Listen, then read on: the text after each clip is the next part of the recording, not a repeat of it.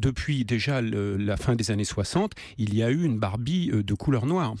Et classiquement, c'était pareil chez Lego, on avait diversifié les profils. Donc il est assez naturel qu'à un moment donné, on diversifie aussi les silhouettes, tout simplement. Vous citez Jean-François Amadieu une Barbie noire. Donc si nous parlons des États-Unis, quand elle est apparue, cette Barbie, ça a posé problème, ça a fait débat ou pas? Parce que fin des années 60, le racisme était quand même très fort. Il est encore sans doute aujourd'hui.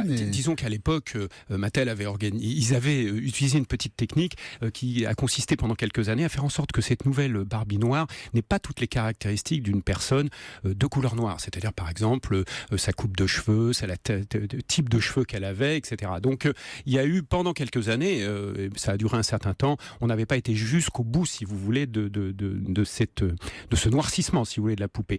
Ce qui est intéressant d'ailleurs dans ce que vient de faire Barbie, je l'ai noté aussi, c'est qu'il n'y a pas seulement une Barbie ronde, il y a aussi plusieurs couleurs de peau différentes, je crois qu'il y en a 7.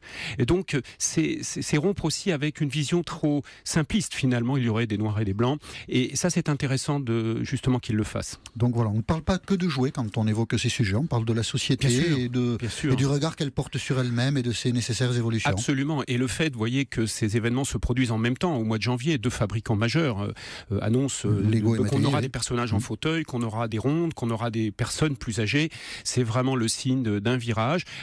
Et une fois de plus, il y a les intérêts commerciaux, mais il y a une forte pression de l'opinion publique, les opinions publiques internationales. Il faut savoir que la moitié des Américains sont en surcharge pondérale. Il y a 30% d'obèses. Vous avez en France 18% d'obèses. C'est quand même des